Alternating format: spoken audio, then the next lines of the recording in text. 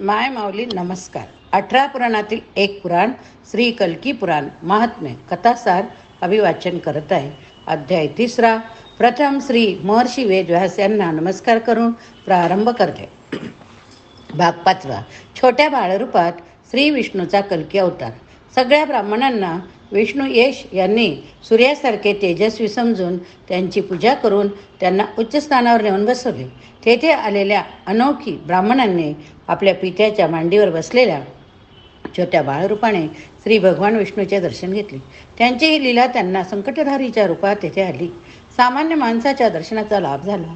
सगळे विधी विधानपूर्वक संपन्न झाले. त्या सर्व ऋषीगणांनी छोट्या भगवानाचे दर्शन घेतले, कारण ते कलियुगाचा नाश करण्यासाठी, पृथ्वीवरील अधर्माचे ओझे कमी करण्यासाठी प्रकट झाले होते. त्यानंतर त्यांचा कल्की अवतार समजून त्याच्यावर संस्कार केले. त्यांचे नाव कल्की ठेवले. कल्की नाव ठेवल्यानंतर विष्णू येश यांनी सर्व ऋषीगणांना योग्य ते दान केले. सर्व ऋषीगण प्रसन्न संतुष्ट होऊन आपल्या लोकात परत गेले. ह्या प्रकारे कल्की महाराज प्रसन्न चित्ताने माता पिता विष्णू यश सुमतीच्या संगोपनामध्ये विकसित होत शुक्ल पक्षातील चंद्रासारखे वाढू लागले. त्यांचा हा लालन पालनाचा काळ त्यांची बाल्यावस्था यशोदा नंद यांच्या गोकुळातील वाढणाऱ्या श्रीकृष्णासारखी होती. त्यांचा विस्तार श्री भागवत ग्रंथामध्ये मोठ्या प्रमाणात आहे. कल्की अवतारातील या बालकाच्या सर्व घटनांमध्ये एकदेवी शक्ती होती. त्यांचे दैवी शक्ती, त्यांचे प्रत्येक कार्य विशेष, सगळ्यांचे मन मोहून घेणारे, आपल्या वयाला शोभेल असे कार्य, सगळ्यांना सुख आनंद देणारे हे बाळ सगळ्यांचे आवडते झाले. आई सुमती यशोदासारखी त्यांची प्रत्येक वेळी काळजी घेत होती. विष्णू यश त्यांची बुद्धिमत्ता पाहून आश्चर्यचकित होत होते. बालपणामध्येच हे बालक विशेष गुणसंपन्न, सगळ्या प्रकारामध्ये संपन्न झाले. त्यांच्या प्रत्येक कार्यात त्यांची यशाची प्रचाराची महती झाली. सगळीकडे त्यांचे गुणगान होऊ लागले. आजूबाजूचे लोक त्याचा विकास पाहून स्वतःलाच धन्य धन्य समजू लागले, कारण अशा बाळाचे दर्शन त्यांना सहजतेने मिळत होते. कल्कीच्या अगोदर विष्णू यश यांना कवी, परान्या आणि सुमंत्रक नावाचे 3 मुलगे झाले होते. हे तिघे जण गुरु ब्राह्मण यांच्या प्रती श्रद्धाभाव, त्यांचा आदर करणारे होते. भगवान रूपात त्यांचा अनुनय करणारे, शांत स्वभावाचे, धर्माचे आचरण करणारे गार्ग्य, भार्ग्य, विशाख इत्यादी अगोदरच उत्पन्न झाले होते. विशाख भूप नरेश द्वारा पालन केलेल्या सर्व ब्राह्मणांना भगवानाचे दर्शन होऊन सर्व पाप तपातून मुक्त करून प्रसन्न झाले. आपला मुलगा कल्की शैशव अवस्थेत आल्यानंतर विष्णू यश यांनी त्याच्या अभ्यासासाठी श्रेष्ठ ब्राह्मणांना म्हणाले की त्यांच्या ब्रह्मसंस्कार, उपनयन दीक्षा यांचे ज्ञान येण्यासाठी त्यांना वेदपाठ शिकवावे. जेव्हा पित्याने त्याच्या अभ्यासासाठी वेद अध्ययनासाठीचा आदेश दिला, तेव्हा अज्ञानी होऊन कल्कीने आपल्या पित्याला विचारले की बाबा, वेद काय हो? सावित्री कोण? त्रिगुणसूत्र जाणणारा पुरुष संस्कारित होतो, तो ब्राह्मण समजला जातो. मुलाची ही जाणून घेण्याची इच्छा पाहून विष्णू यश यांनी त्याला सांगितले की बाळा, वेद भगवान विष्णू यांची वाणी होय आणि सावित्री वेदांची माता प्रतिष्ठा होय. 3 गुण युक्त त्रिगुणसूत्राला 3 वृत्तामध्ये पारंगत झाल्यावर पुरुष ब्राह्मण नावाने प्रतिष्ठित होतो आणि संस्कारांनी युक्त असलेली व्यक्ती 3 लोकांमध्ये पोषक 10 यज्ञातून संस्कृत तज्ज्ञ ब्रह्मवादी होतो. त्याला ब्रह्मवादी म्हटले जाते. वेद त्याच्याकडेच वास करत असतात बरं का. 10 संस्कारांनी युक्त हेच ब्राह्मण वेद, तंत्र, शास्त्र इत्यादी माध्यमातून स्वाध्याय, संयम, तप, अध्ययन, दान, यज्ञ इत्यादींचे आचरण करून आपल्या भक्ती आणि श्रद्धेतून भगवानांना प्रसन्न करून घेतात. म्हणूनच मी तुला विधियुक्त शिक्षा देण्यासाठी शास्त्रयुक्त अध्ययन, वेद, उपनिषद इत्यादींचा अभ्यास, संस्कारशास्त्र शिकण्यासाठी, संस्कारयुक्त होण्यासाठी अशा ब्राह्मणांच्या आश्रयाला पाठवित आहे. तुझा उपनयन संस्कार करणार आहे, कारण की तू पण 10 यज्ञ संपन्न करून संस्कृत ब्रह्मवादी ब्राह्मण हो. तुझ्याकडे वेदांचा वास आहे.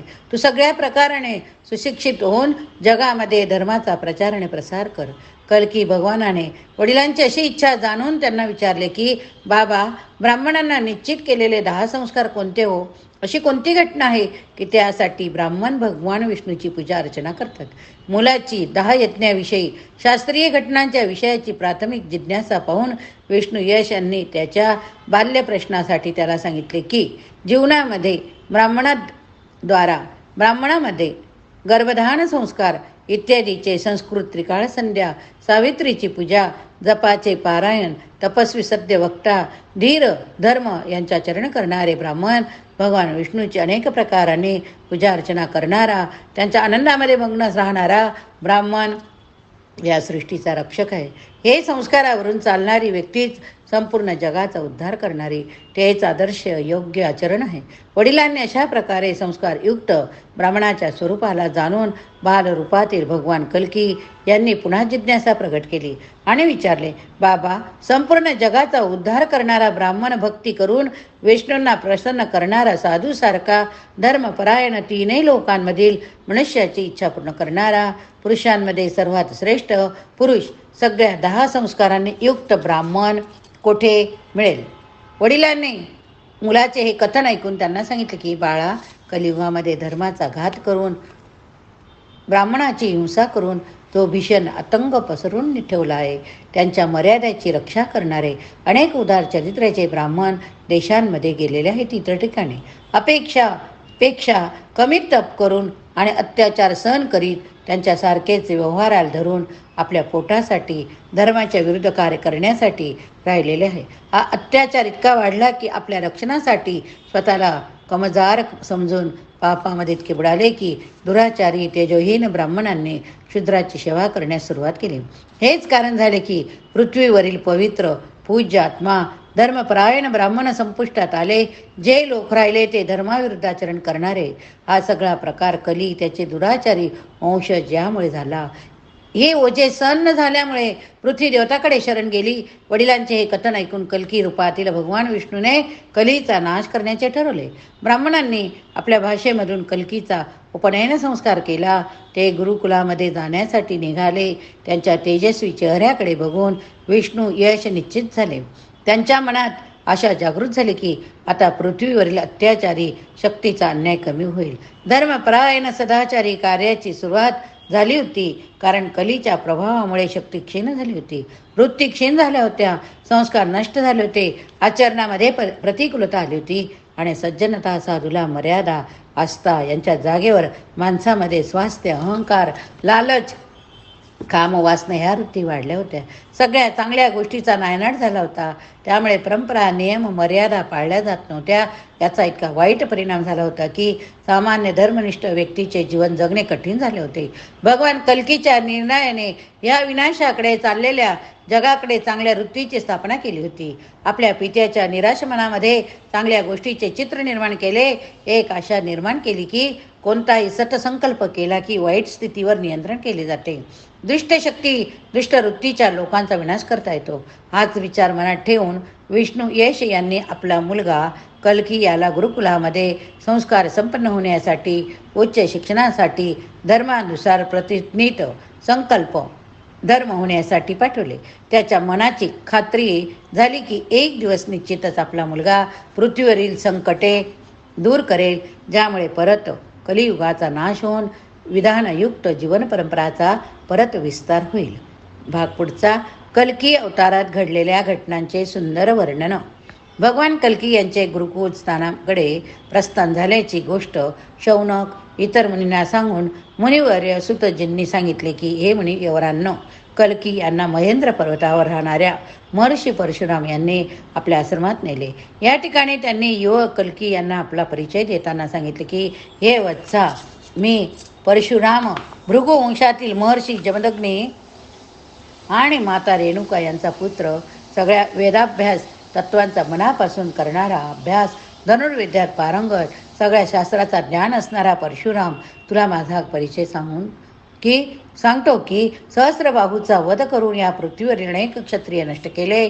पृथ्वी ब्राह्मणांचा तप, पूजा, धर्माचरणासाठी अध्ययन, ध्यान, अर्चना, पुण्यमोक्षासाठी यज्ञामध्ये लीन राहून तपस्यासाठी दक्षिणा प्रदान केली. तू आपला आपल्या गुरु मान, धर्मपूर्वक तथा श्रद्धापूर्वक माझे म्हणणे ऐक. मी तुला शिक्षित करीन. हे ब्राह्मण मुला, या महेंद्र पर्वतावर मी तपस्या करण्यासाठी आलो. तू इथल्या शांत वातावरणामध्ये वृक्षाखाली शांत बसून पक्ष्यांचे मधुर गायनामध्ये छल कपट विरहित वातावरणामध्ये शुद्ध पवित्र मनाने वेदांचा अभ्यास कर. जे शास्त्र तुला शिकायचे त्याच्या श्रद्धेने आस्थेने शिक. मी तुला सगळ्या प्रकारे दीक्षा देईन. त्यामुळे तू दीक्षा ग्रहण केल्यानंतर येथा देश पृथ्वीवरील होणाऱ्या अनेक धर्माविरुद्ध आचरणाचा आणि त्या करणाऱ्या दानवीय पुरुषांचा तसेच कलीचे अनुसार सेवक वंशज यांच्या अमानवीय कृत्याचा नाश करून पृथ्वीवरील दुष्टशक्तीचा नायनाट करून मुक्त करशील. महर्षी परशुराम यांच्या आदेशानुसार युवक कल्कीने त्यांना साक्षात गुरु मानून त्यांचा साष्टांग नमस्कार केले. त्यानंतर विधीपूर्वक वेद अध्ययन करू लागले. ते स्वतः विष्णूचा अवतार होते, पण मनुष्य रूपात जन्म घेतल्यामुळे त्या सगळ्या ज्ञानाचा अभ्यास करत होते.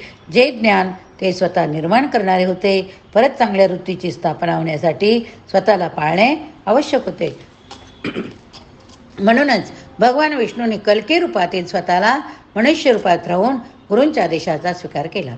भगवान कल्की यांनी शुद्ध मनाने श्रद्धापूर्वक महर्षी परशुराम यांच्या चरणापाशी राहून सगळ्या 64 कला संपूर्ण धनुर्विद्या यांचा अभ्यास करून गुरुच्या चरणावर नतमस्तक होऊन हात जोडून निवेदन केले. हे गुरुदेव, मी आपल्या चरणापाशी राहून जे ज्ञान प्राप्त केले, जो अनुभव घेतला, ज्याच्या पूर्ती सिद्धीसाठी कृपया मला दक्षिणा सांगा.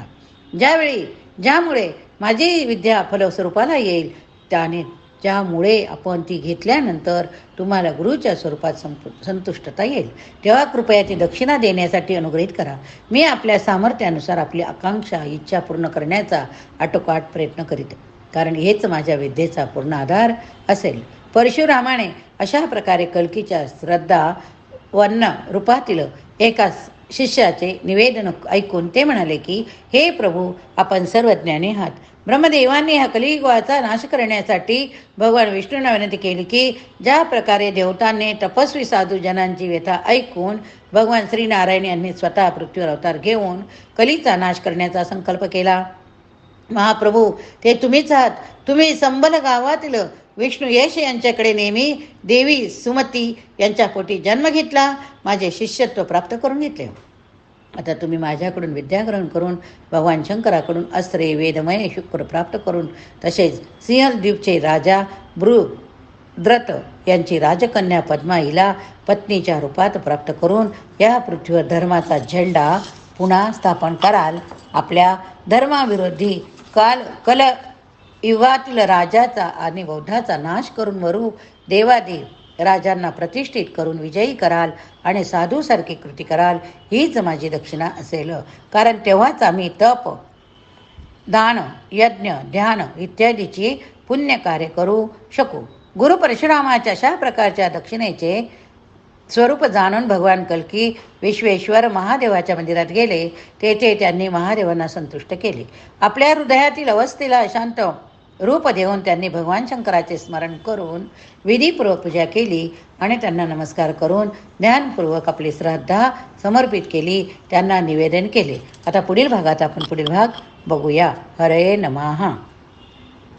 पुराणां सर्वशास्त्राणां प्रथमं ब्रह्मणा स्मृतं उत्तमं सर्वलोकानां सर्वज्ञानोपपादकम्.